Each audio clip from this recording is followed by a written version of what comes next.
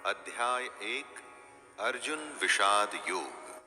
पहला अध्याय है अर्जुन विषाद योग। यहां शुरुआत होती है धृतराष्ट्र के सवालों से। वो जानना चाहते हैं कि युद्ध में क्या हो रहा है, उनका पुत्र दुर्योधन और उनकी सेना क्या कर रही है, और साथ ही में पांडु पुत्रों की सेना क्या कर रही है। उसके बाद दोनों सेनाओं के शूर वीरों का वर्णन, और उसके बाद आता है अर्जुन का विषाद, मतलब कि उनका दुख, उनकी समस्या, उनका धर्म संकट।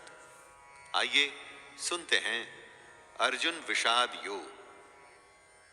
धृतराष्ट्र उवाच धर्मक्षेत्रे कुरुक्षेत्रे समवेतायुयोत्सवः मामकाः पांडवाश्चैव किमकुर्वत संजय।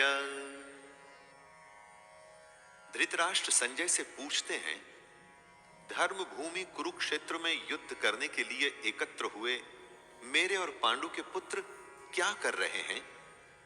धृतराष्ट्र जानना चाहते हैं कि युद्ध स्थल पर आखिर हो क्या रहा है।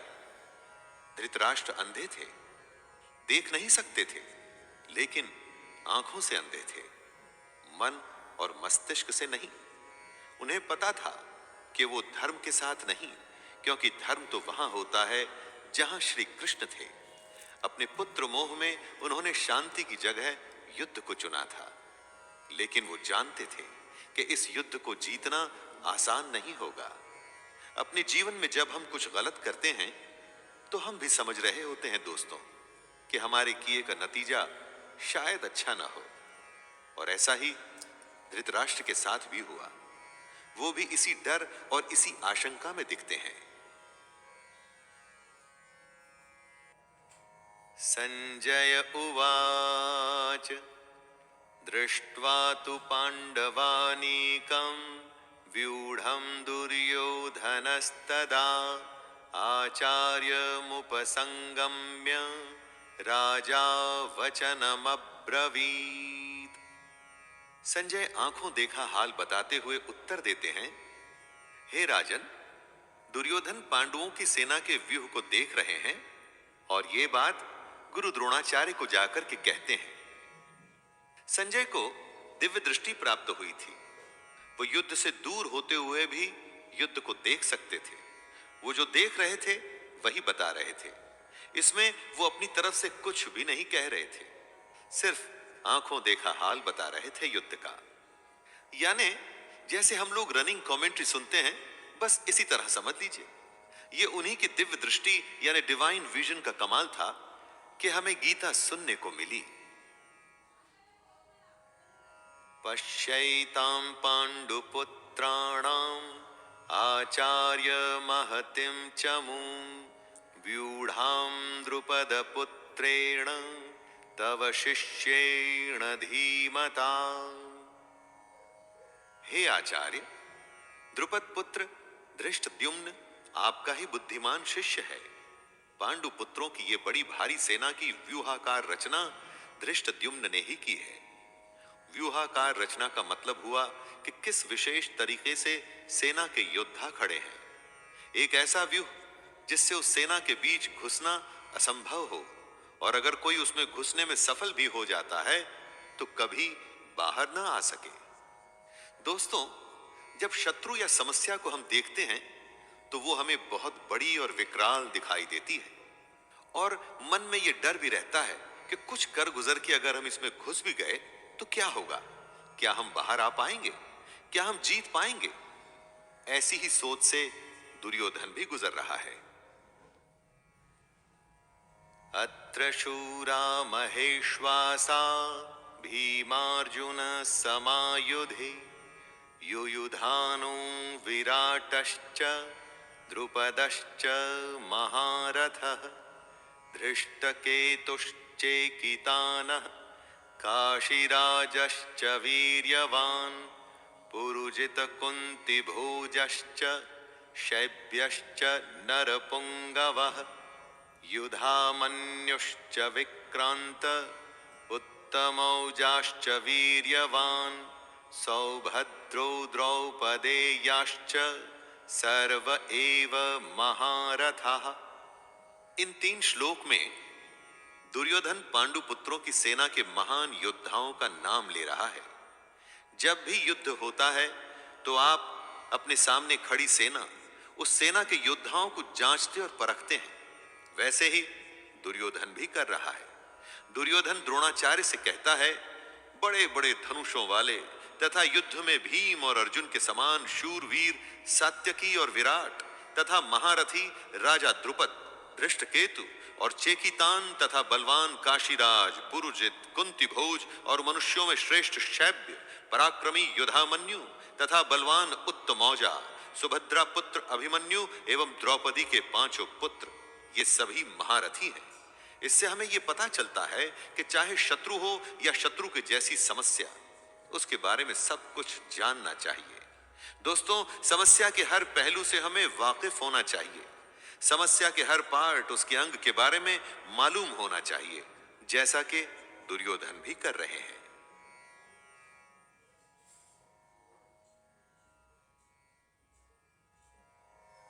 अस्माकं तु विशिष्टाये तान्निबोध द्विजोत्तमं नायका मम सैन्यस्य संज्ञार्थं तान् ब्रवीमि ते। दुर्योधन आगे कहता है, हे ब्राह्मण श्रेष्ठ, पांडवों की सेना के योद्धाओं को तो आपने देख लिया, अब अपने पक्ष में भी जो प्रधान हैं उनको भी तो आप समझ लीजिए। द्रोणाचार्य की जानकारी के लिए शत्रु की सेना के बाद दुर्योधन अपनी सेना के जो जो सेनापति हैं उनके बारे में बतलाता है। समस्या के बारे में सब कुछ जान लेने के बाद बारी आती है अपने पक्ष में सोचने की। ये जानना होता है दोस्तों कि आपके पास क्या क्या स्ट्रॉन्ग पॉइंट्स हैं, आप किन बातों में मजबूत हैं जिससे आप उस समस्या पर विजय पा पाएंगे।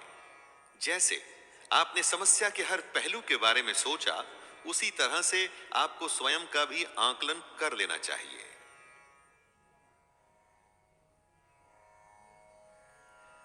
भवान् भीष्मश्च कर्णश्च कृपश्च समितिञ्जयः अश्वत्थामा विकर्णश्च सौमदत्तिस्तथैव च। सबसे पहले आप द्रोणाचार्य और पितामह भीष्म तथा कर्ण और संग्राम विजयी कृपाचार्य तथा वैसे ही अश्वत्थामा, विकर्ण और सोमदत्त का पुत्र भूरिश्रवा के बारे में जानिए। दोस्तों, जिस तरह से हम आज के जमाने में रिस्क असेसमेंट करते हैं ना, वैसे ही दुर्योधन भी अपने शत्रु की सेना को देखते हुए दोनों सेनाओं के योद्धा की बातें करते हुए आगे होने वाले युद्ध के लिए तैयार हो रहे हैं। चुनौती को हर तरह से समझकर ही उस पर विजय प्राप्त की जा सकती है।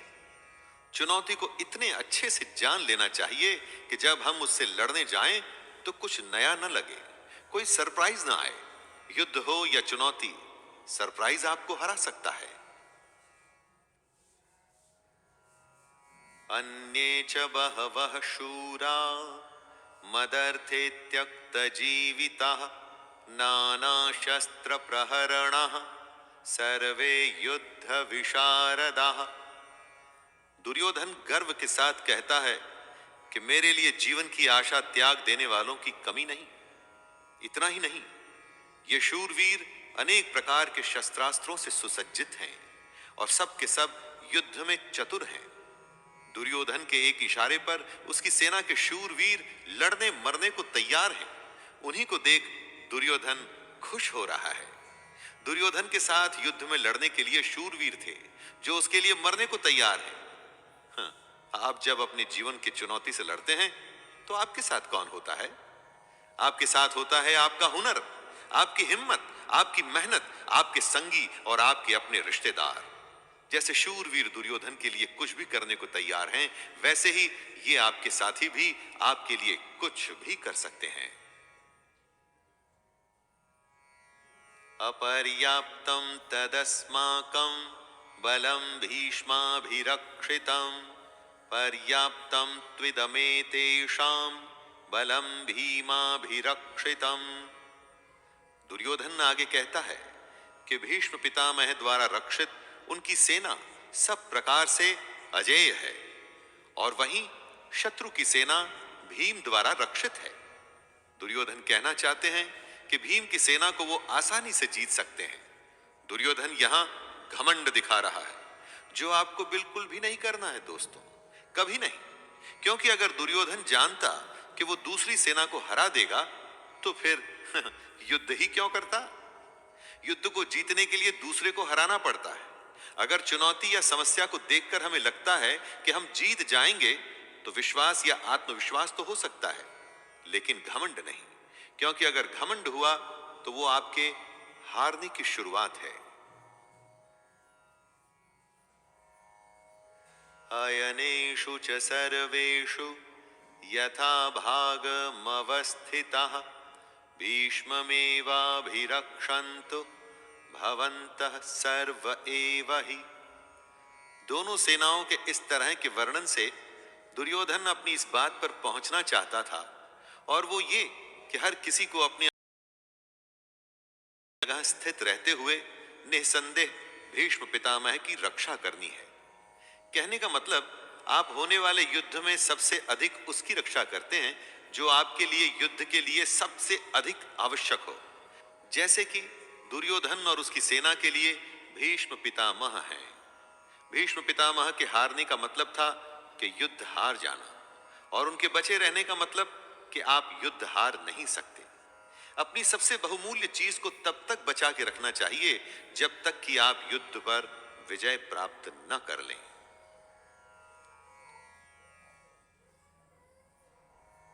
तस्य संजनयन हर्षं कुरु वृद्धः पितामहः सिंहनादं विनद्योच्चैः शंखदद्मो प्रतापवान। शंख उद्घोषणा होती है होने वाले युद्ध की। कौरवों में सबसे वृद्ध, सबसे बड़े प्रतापी पितामह भीष्म ने उच्च स्वर में सिंह की दहाड़ के समान गरज कर ऐसा शंख बजाया कि दुर्योधन के हृदय में हर्ष उत्पन्न हो गया। युद्ध जीतने के लिए अपने पक्ष में माहौल बनाना पड़ता है, खुद को दिलासा भी देना पड़ता है कि हम युद्ध जीतने में सक्षम हैं। ऐसा ही पितामह भीष्म ने किया और ऐसा ही हमें भी करना चाहिए। ततः शंखाश्च भैर्यश्च पणवानकगोमुखः सहसैवाभ्यहन्यन्त सशब्दस्तु मूलोऽभवत्। युद्ध भयंकर होते हैं और ये इतिहास में आज तक के सबसे भयंकर युद्ध का आरंभ था। भीष्म पितामह के शंख के पश्चात नगाड़े तथा ढोल, मृदंग और नरसिंघे आदि बाजे एक साथ ही बज उठे। इन बाजों का नाद संगीतमय नहीं, बहुत ही डरावना था। युद्ध मनोरंजक नहीं होते दोस्तों, इसलिए अगर युद्ध का फैसला ले लिया जाता है तो उसमें फिर जो भी स्वीकार हो कर लेना पड़ता है।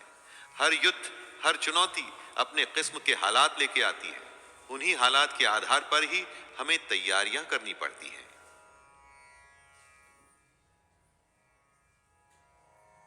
ततः श्वेतैर्हयैर्युक्ते महति स्यन्दने स्थितौ माधवः पाण्डवश्चैव दिव्यौ शंखौ प्रदद्मतुः।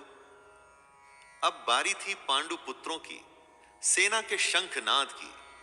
सफेद घोड़ों से युक्त उत्तम रथ में बैठे हुए श्री कृष्ण और अर्जुन ने भी अपने अपने अलौकिक शंख बजाए। युद्ध में जब तैयारी होती है ना, तो दोनों तरफ से होती है। हर पक्ष अपनी विजय की आशा में खुद को, अपनी सेना को भरोसा देता है। आज के समय में हम खुद के लिए अगर शंख बजाने की उपमा के बारे में सोचे तो ये हो सकता है कि हम कुछ भी ऐसा कर सकते हैं जो हमें मोटिवेट या प्रोत्साहित करे।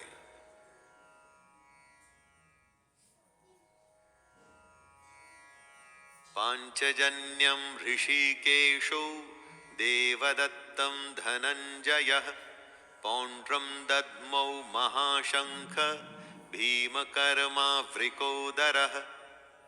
श्री कृष्ण के शंख का नाम है पांचजन्य। अर्जुन के देवदत्त और भयानक कर्म वाले भयानक भीमसेन ने अपना पौंड्र नामक महाशंख बजाया। अपने जीवन में इसी तरह से हम भी अपने युद्ध, अपनी चुनौती में आगे बढ़ने के लिए अपनी मोटिवेशन चुन सकते हैं। कुछ लोगों के लिए संगीत ऐसा काम करता है, कुछ के लिए भगवान को याद करना, या कुछ के लिए माता पिता का आशीर्वाद। अपने शंख आप स्वयं चुनिए और युद्ध के लिए तैयार हो जाइए।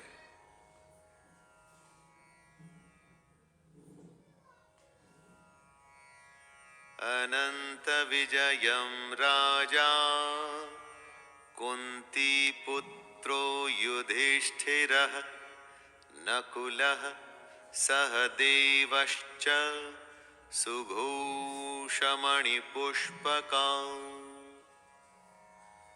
पांडवों में सबसे बड़े भाई कुंती पुत्र राजा युधिष्ठिर ने अनंत विजय नाम का, और नकुल तथा सहदेव ने सुघोष और मणिपुष्पक नाम के शंख बजाए। दोस्तों, मोटिवेशन तो सबको चाहिए। आपने देखा, सभी लोग अपने अपने तरीके से युद्ध जीतने के लिए अपना अपना प्रयास कर रहे थे।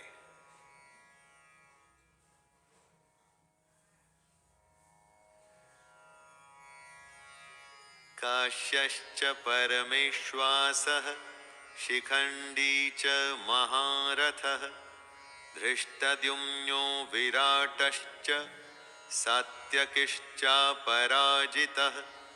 द्रुपदो द्रौपदेयाश्च सर्वशः पृथ्वीपते सौभद्रश्च महाबाहुः शंखान् दद्मुः पृथक् पृथक्।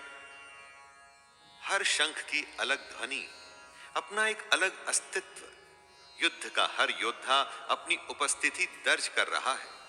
श्रेष्ठ धनुष वाले काशीराज और महारथी शिखंडी एवं धृष्टद्युम्न तथा राजा विराट और अजेय सात्यकी, राजा द्रुपद एवं द्रौपदी के पांचों पुत्र और बड़ी भुजा वाले सुभद्रा पुत्र अभिमन्यु।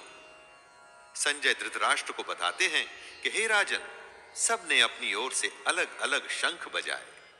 दोस्तों, महाभारत का युद्ध ऐसा था जिसमें हर बड़े से बड़े योद्धा भाग ले रहा था। ऐसे विरले मौके को कोई कैसे छोड़ सकता था? हमारे लिए ध्यान देने की बात यह है कि सच्चा योद्धा तो वही है जो युद्ध के लिए तत्पर रहे। युद्ध को आप जीवन माने, चुनौती माने, जो भी माने, लेकिन उसके लिए हमेशा तैयार रहें। इसलिए हर योद्धा शंख बजा बजा के सबको अपने होने का आभास करवा रहा है। सघोषोधार्तराष्ट्राणां हृदयानि व्यदारयत् नभश्च पृथिवीं चैव तुमुलो व्यनुनादयन्। युद्ध से पहले जैसे आप शत्रु को अपनी शक्ति दिखा के डराने का प्रयास करते हैं, वैसे ही यहां भी हो रहा है। संजय कहते हैं कि इस भयानक शब्द ने आकाश और पृथ्वी को भी गूंजाते हुए धार्त राष्ट्रों के अर्थात आपके पक्ष वालों के हृदय विदीर्ण कर दिए। जब आप हुंकार भरते हैं, वॉर क्राई देते हैं, तो बड़े से बड़े शत्रु को भी डर लगता है। यह हुंकार ऐसी होनी चाहिए कि शत्रु सोचे कि वो किससे युद्ध करने जा रहा है। आप चाहे इंटरव्यू के लिए जाएं, किसी से मिलने जाएं, आपका हुनर, आपकी प्रतिभा ऐसी होनी चाहिए कि सामने वाला आपके कौशल से प्रभावित हो जाए। अर्जुन उवाच अथ व्यवस्थितान् दृष्ट्वा धार्तराष्ट्रान् कपिध्वजः प्रवृत्ते शस्त्रसम्पाते धनुरुद्यम्य पाण्डवः ऋषिकेशं तदा वाक्यम् इदमाह महीपते सेनयोरुभयोर्मध्ये रथं स्थापयमेच्युत। अर्जुन अपने मोर्चा बांधकर डटे हुए धृतराष्ट्र संबंधियों को देखते हैं, फिर अपना धनुष उठाकर ऋषिकेश श्री कृष्ण से कहते हैं, हे अच्युत, मेरे रथ को दोनों सेनाओं के बीच में खड़ा कीजिए। अच्युत अर्थात अटल, जो अपने स्थान से हटता नहीं, जिसका नाश नहीं हो सकता। श्री कृष्ण का एक नाम अच्युत भी था और अर्जुन अपने सारथी से दोनों सेनाओं के बीच में जाने को कह रहे हैं। अर्जुन ने श्री कृष्ण को इसलिए चुना था कि वो जानता था कि जब साक्षात भगवान उसके साथ हैं तो मतलब धर्म उसके साथ है। जिसके साथ धर्म होता है वो कभी हार नहीं सकता।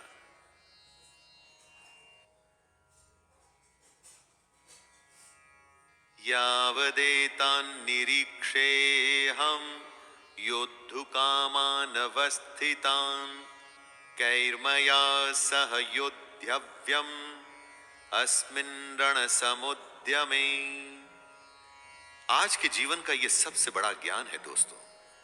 युद्ध कोई भी हो सकता है, किसी भी प्रकार का, पर्सनल या बिजनेस से जुड़ा हुआ, लेकिन दोनों पक्षों के बीच में जाकर आप युद्ध की सही अवस्था के बारे में जान सकते हैं।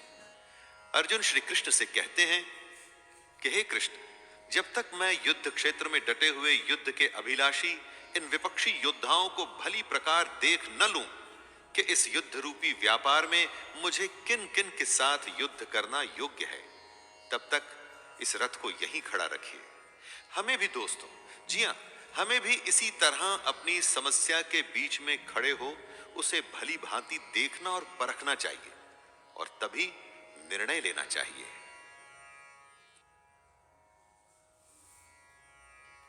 योत्स्यमानानवेक्षेऽहं य एतेऽत्र समागताः धार्तराष्ट्रस्य दुर्बुद्ध्यैर्युद्धे प्रियचिकीर्षवः। अर्जुन दुर्योधन को दुर्बुद्धि बता रहे हैं, क्योंकि दुर्योधन के हट के चलते हुए ही यह युद्ध हुआ। दुर्योधन का साथ देने जितने भी राजा आए हैं, उन्हें अर्जुन युद्ध स्थल के बीच में खड़े होकर के देखना चाहते हैं। दोस्तों, यह जरूरी नहीं कि आपका शत्रु सही हो सकता है उसने गलत तरीका अपना करके आपको युद्ध में उलझाना चाहा हो, जैसा कि महाभारत में भी हुआ। युद्ध तो करना ही पड़ता है और वो तभी करना चाहिए जब आप अपने शत्रु को अच्छे से देख परख चुके हों, जान चुके हों। इसलिए अर्जुन कृष्ण से दोनों सेनाओं के बीच में रथ को ले जाने के लिए कहता है। संजय उवाच एवमुक्तो ऋषिकेशो गुडाकेशेन भारत सेनयोरुभयोर्मध्ये स्थापयित्वा रथोत्तमम् भीष्मद्रोण प्रमुखतः सर्वेषां च महीक्षिताम् उवाच पार्थ पश्यैतान् समवेतान् कुरुनिति। संजय अपना आंखों देखा हाल बताते हैं। हे धृतराष्ट्र, जैसा कि अर्जुन ने कहा था, श्री कृष्ण ने दोनों सेनाओं के बीच में भीष्म और द्रोणाचार्य के सामने तथा संपूर्ण राजाओं के सामने रथ को खड़ा करके इस प्रकार कहा, हे पार्थ, युद्ध के लिए जुटे हुए इन कौरवों को देख। पार्थ अर्जुन का ही नाम है दोस्तों। उस अर्जुन का नाम है जो शंका में बस घिरने ही वाला है। पार्थ हम सब भी हो सकते हैं, और अगर हम अपने आप को शंका में घिरा पाते हैं तो मदद करने के लिए कृष्ण भी दूर नहीं होते और ना ही उनकी गीता दूर होती है। तत्रापश्यत् स्थितान् पार्थः पितॄनथ पितामहान् आचार्यान् मातुलान् भ्रातॄन् पुत्रान् पौत्रान् सखींस्तथा। कुंती का एक नाम पृथा भी था। पृथा पुत्र अर्थात कुंती पुत्र। पार्थ दोनों ही सेनाओं के मध्य में उपस्थित ताऊ, चाचा, दादा, परदादा, गुरु, मामा, भाइयों, पुत्रों, पोतों को देख रहे हैं। महाभारत को इसीलिए तो धर्म युद्ध कहा गया है, ऐसा युद्ध जो धर्म के लिए किया गया था।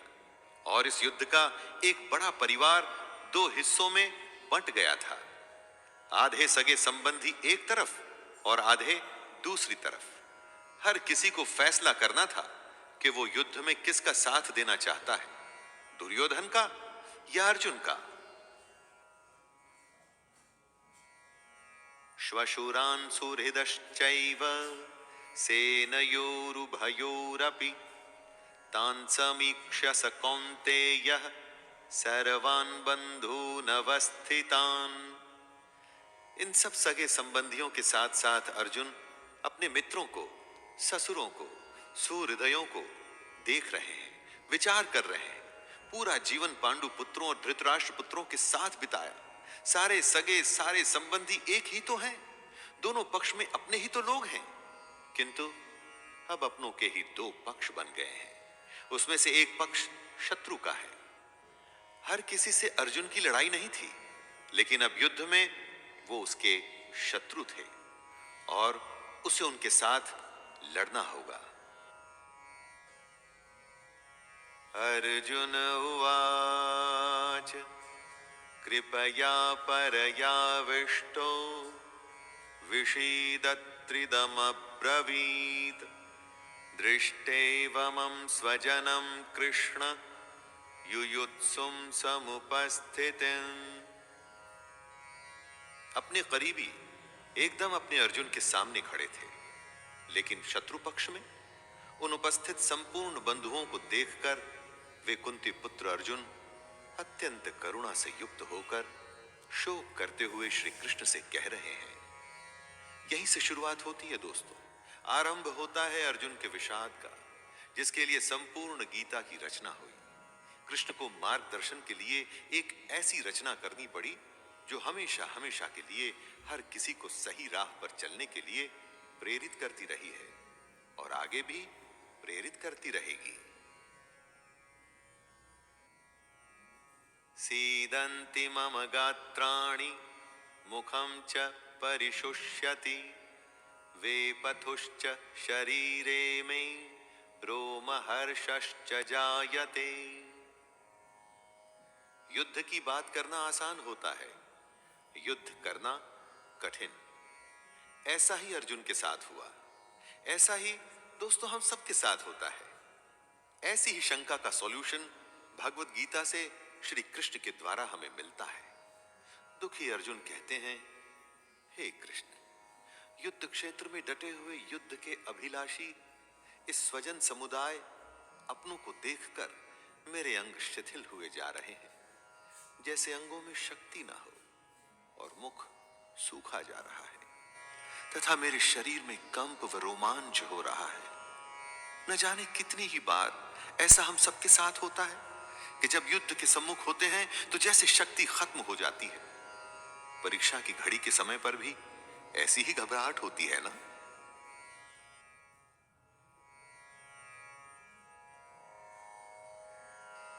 गांडीवं स्रंसते हस्तात् परिद्यह्यते न च शक्नोम्यवस्थातुं भ्रमतीव च मे मनः। अर्जुन अपने दुख को बता रहे हैं। उनका दुख दोस्तों हमारी दुविधाओं से अलग नहीं है। चाहे हम परीक्षा दे रहे हों, चाहे बिजनेस करने जा रहे हों, चाहे कोई बड़ा मैच खेलने जा रहे हों, कितने ही ऐसे मौके आते हैं जब हम स्वयं को अर्जुन की अवस्था में पाते हैं। लगता है जैसे कि हम युद्ध के लायक ही नहीं, युद्ध हम कर ही नहीं पाएंगे। अर्जुन के हाथ से उनका गांडीव धनुष गिर रहा है और त्वचा भी बहुत जल रही है तथा उनका मन भ्रमित सा हो रहा है, इसलिए वो खड़े रहने में भी समर्थ नहीं है।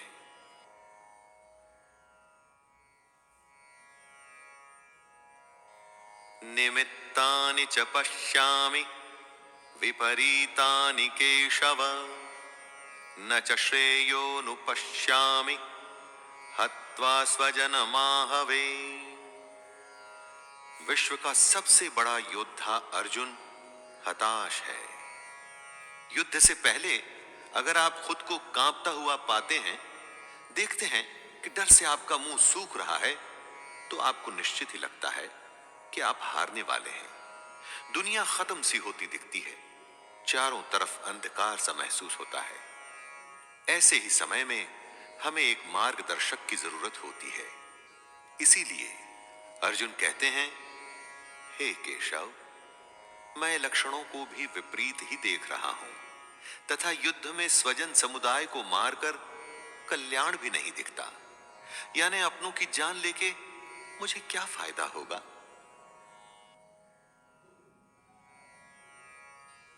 न कांक्षे विजयम कृष्ण न च राज्यम सुखानि च किम नो राज्येन गोविंद किम भोगैर्जीवितेन वा। अर्जुन बात को स्पष्ट रखते हैं। डर में सब व्यर्थ लगता है। अर्जुन कहते हैं, हे कृष्ण, मैं न तो विजय चाहता हूं और न राज्य, और ना ही मैं सुखों को चाहता हूं। हे गोविंद, हमें ऐसे राज्य से क्या प्रयोजन है, अथवा ऐसे भोगों से और जीवन से भी क्या लाभ है? इस विषाद में, शंका में, डर या घबराहट में अर्जुन सब कुछ छोड़ने को, त्याग देने को तैयार है। धन दुनिया उन्हें कुछ भी नहीं चाहिए। वो ऐसे भयभीत और डर गए हैं कि दुनिया की हर खुशी को छोड़कर इस समय बस इस युद्ध से बचना चाहते हैं। इन्हीं लक्षणों को हमें भी पहचानना है, ताकि ऐसी अवस्था में हम भी वो करें जो कृष्ण बताएंगे।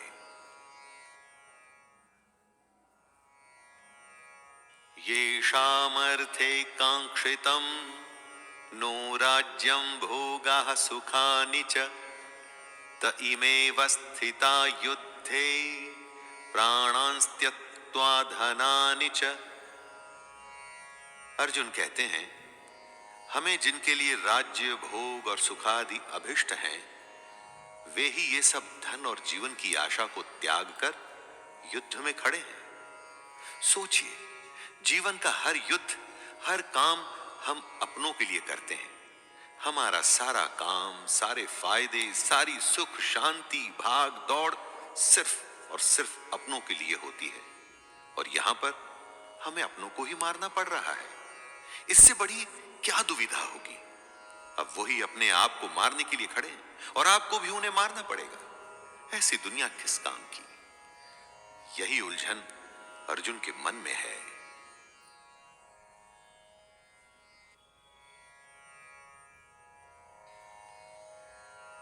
आचार्यः पितरः पुत्रास् तथैव च पितामहः मातुलः श्वशुरः पौत्रः श्यालः संबंधिनस्तथा।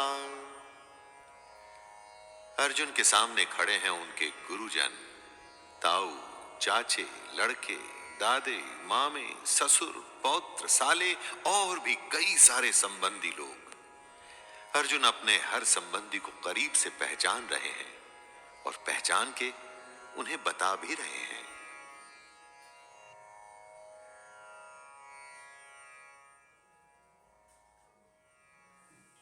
एतान्न हन्तुमिच्छामि ज्ञतोऽपि मधुसूदन अपि त्रैलोक्य राज्यस्य हेतुः किं नु महि कृते। अगर आप युद्ध करने का निर्णय लेते हैं तो क्या आप ये कह सकते हैं कि मैं इस शत्रु को मारूंगा और उसे नहीं? युद्ध में तो हर कोई एक सैनिक होता है, और अगर वो शत्रु पक्ष से है तो आपने उसको मारना ही है। यही दुविधा है अर्जुन की, जो वो बता रहे हैं। हे मधुसूदन, मेरे मारने पर अथवा तीनों लोकों के राज्य के लिए भी मैं इन सबको मारना नहीं चाहता। फिर पृथ्वी के लिए तो कहना ही क्या है? देखा दोस्तों, तीन लोकों का राज्य भी अर्जुन को नहीं चाहिए। अगर उसके लिए उसे अपनों का वध करना पड़ता है तो उसे वो नहीं चाहिए। दोस्तों, जीवन में कई बार ऐसी घड़ी आती है जब हमको जो सबसे प्रिय है ना, उसका त्याग करना पड़ता है, क्योंकि हमें अपने ध्येय की ओर बढ़ना पड़ता है। और अगर हम ऐसा करते हैं तभी हमें ध्येय की प्राप्ति होती है। तब क्या अपनी सबसे प्यारी चीज को हम छोड़ सकते हैं?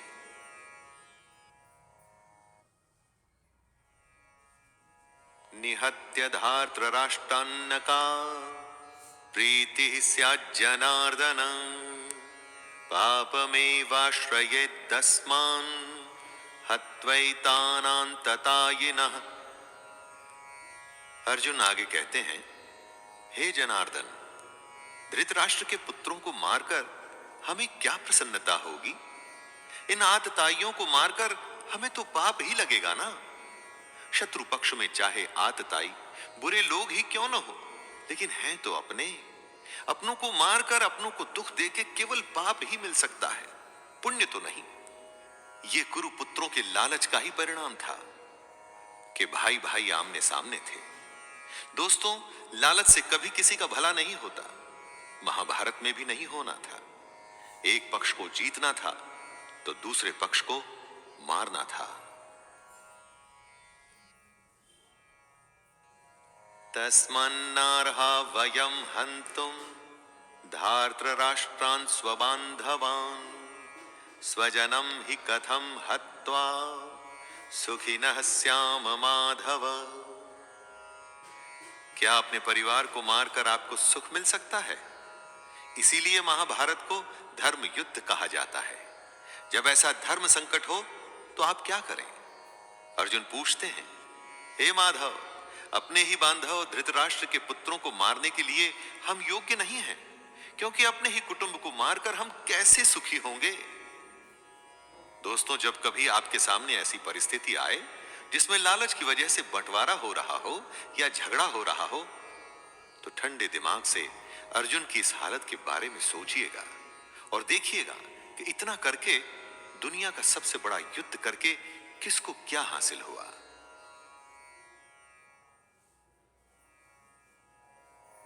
यद्यप्येते न पश्यन्ति लोभोपहत चेतसः कुलक्षय कृतं दोषं मित्रद्रोहे च पातकम् कथं न ज्ञेयमस्माभिः पापादस्मान्निवर्तितुं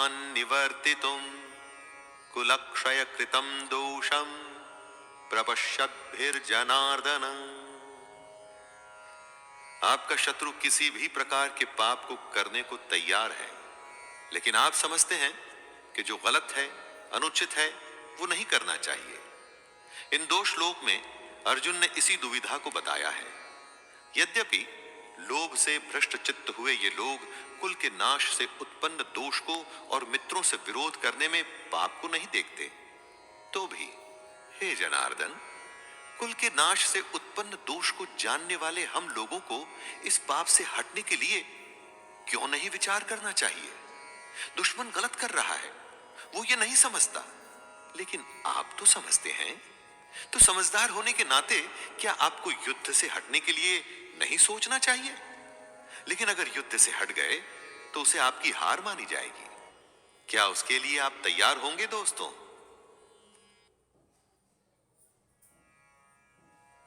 कुलक्षये प्रणश्यन्ति कुलधर्मः सनातनः धर्मे नष्टे कुलं कृतस्नं धर्मोऽभिभवत्युत। जहां परिवार खत्म हो जाता है वहां कुछ नहीं बचता। कुल का नाश होने का मतलब सब कुछ खत्म हो जाना होता है। ऐसी ही स्थिति में अर्जुन फंसे हुए हैं। वो कहते हैं, कुल के नाश से सनातन कुल धर्म नष्ट हो जाते हैं तथा धर्म का नाश हो जाने पर संपूर्ण कुल में पाप भी बहुत फैल जाता है। अर्जुन जो कहना चाहते हैं वो ये है कि अगर परिवार नष्ट होता है तो धर्म नष्ट होता है। धर्म के नष्ट होने से पूरे कुल, संपूर्ण परिवार में पाप बढ़ जाता है। परिवार ही है जो हमें अपनी जड़ों से, अपने गुणों से, अपने आदर्शों से जोड़ के रखता है। उसके खत्म होते ही समाज में चारों तरफ पाप बढ़ने लगता है। दोस्तों, आप चाहें तो अपने चारों तरफ भी देख सकते हैं। जहां परिवार का सम्मान नहीं, वहां किसी भी बात का सम्मान नहीं होता और समाज पतन की ओर ही जाता है। अधर्माभिभवात् कृष्ण प्रदुष्यन्ति कुलस्त्रियः स्त्रीषु दुष्टासु वाष्णेर्य जायते वर्णसंकरः। परिवार की भलाई उसकी स्त्रियों पर निर्भर करती है। अगर कोई घर बनता है तो वो परिवार की महिला की वजह से बनता है। जिस घर में महिला नहीं होती तो कहते हैं कि उस घर का कोई भविष्य ही नहीं। और अगर ये स्त्रियां दूषित या करप्ट हो जाएं तो उसका क्या असर होता है? अर्जुन कहते हैं, हे कृष्ण, पाप के अधिक बढ़ जाने से कुल की स्त्रियां अत्यंत दूषित हो जाती हैं और स्त्रियों के दूषित हो जाने पर वर्ण संकर उत्पन्न होता है। संकरो नरकायैव कुलग्नानां कुलस्य च पतन्ति पितरो येषां लुप्तपिंडोदक क्रियाः। वर्ण संकर का यहां पर मतलब है जहां वर्ण या समाज की मर्यादाओं को सम्मान न देते हुए गलत तरीके से गलत वर्णों के मेल से जब संतान की उत्पत्ति होती है तो वो सब कुछ खत्म कर देती है। इसीलिए समाज के नियम बड़े सोच समझकर बनाए गए होते हैं दोस्तों, और इतने हजारों वर्षों की सोच और उस नियमों को बिना सोचे समझे नहीं तोड़ना चाहिए। अर्जुन इसी बात का वर्णन कर रहे हैं कि हे कृष्ण, वर्ण संकर कुल घातियों को और कुल को नरक में ले जाने के लिए ही तो होता है। लिप्त हुई पिंड और जल की क्रिया वाले अर्थात श्राद्ध और तर्पण से वंचित इनके पितर लोग भी अधोगति को प्राप्त होते हैं।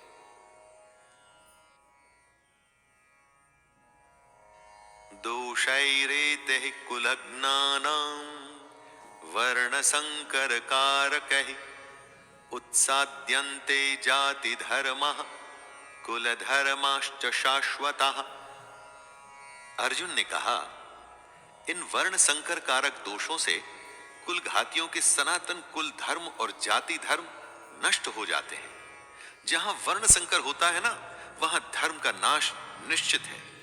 वर्ण संकर की वजह से, जैसा कि अर्जुन ने बताया, कुल के धर्म का नाश होता है और जाति के धर्म का भी नाश हो जाता है। जब कोई अपने धर्म का पालन नहीं करेगा, अपने कर्तव्य का निर्वाह नहीं करेगा और समाज मनमानी करके अगर कोई नियम नहीं मानेगा, तो फिर समाज कैसे रह जाएगा? समाज तो नाम ही कायदे और कानून का है, जहां सब सम्मान से बिना किसी डर के एक साथ रह सके। उत्सन्न कुल धर्माणां मनुष्याणां जनार्दन नरके नियतं वासो भवतीत्यनुशुश्रुमा। हे जनार्दन, जिनका कुल धर्म नष्ट हो गया है, ऐसे मनुष्यों का अनिश्चित काल तक नरक में वास होता है। ऐसा हम सुनते आए हैं। महाभारत के समय कुल की मान्यता इतनी थी दोस्तों कि अगर किसी के कुल का नाश हो जाता था तो माना जाता था कि अब यह हमेशा के लिए नरक में ही रहेगा। इसीलिए कुल की रक्षा करना, उसके सम्मान को बचाना, उसका नाम करना इतनी बड़ी बात मानी जाती थी। अर्जुन ही नहीं, ऐसा हम भी सुनते आए हैं कि जो धर्म का, कुल का सम्मान नहीं करते, वो सीधे नरक को जाते हैं। इसे आप ऐसा भी मान सकते हैं कि जहां धर्म नहीं होता, वो जगह अपने आप ही नरक बन जाती है। अपनी चारों तरफ देखिए ना, ऐसी कई जगहें आपको आज के युग में भी दिख जाएंगी।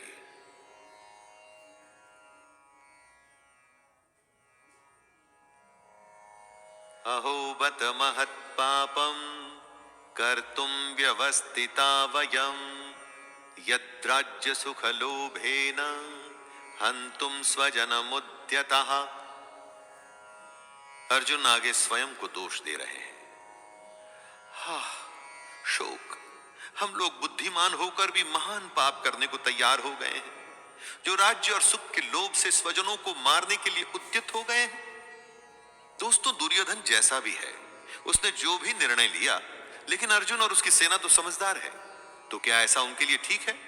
बेवकूफ का पाप शायद माफ भी हो जाए, लेकिन बुद्धिमान से बहुत कुछ की उम्मीद की जाती है। तो क्या समझदार अगर युद्ध के लिए तैयार हो जाता है तो उसकी गलती की माफी मिलेगी? अर्जुन को लगता है कि नहीं मिलेगी।